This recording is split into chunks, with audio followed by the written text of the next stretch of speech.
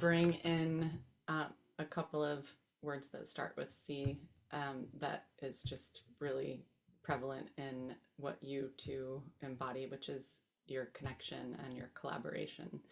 And the curiosity is how that really came into being and what were the original places that you were doing that together.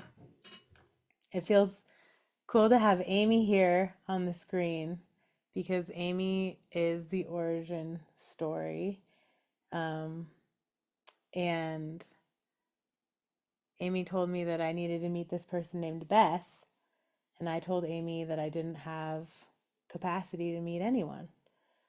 And this was 9, 10 something years ago.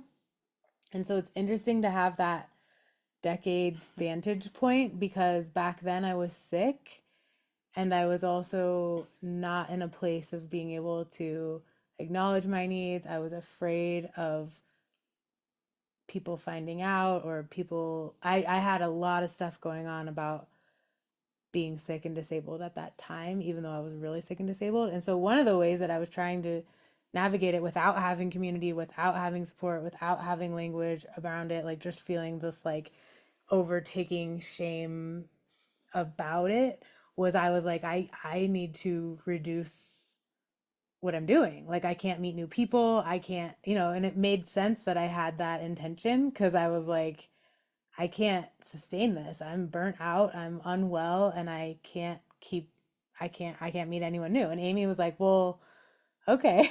Because I was clear. I was like, no more people. And I don't actually know what happened that boundary didn't end up happening. I'm not really sure, but I'm really glad because now when I look back over these 10 years, because I don't know how many of you are familiar with spoon theory. Someone might be able to explain it better than me, but we think of like how many spoons we have in a day or in a time frame as like our energy, and like it might take a couple of spoons to put on clothes or to shower or to drive somewhere or whatever. And some people have a ton of spoons and so they don't really have to think about going down the stairs or going in person somewhere or going to the grocery store. And some of us have a few spoons and so we're like counting them very judiciously because we can only, we're going to run out and then we're not going to be able to do anything because there's so few. And so that's how I've understood spoon theory. Back then, I didn't know about it. I was not in community at all. But I think in my brain, I was doing that. I was like, I only have a few spoons. I can't meet new people because that's going to take up energy. And what I realize now is that being in relationship with Beth gives me so many spoons. And that it's not just like I have this finite number of spoons that I'm doling out.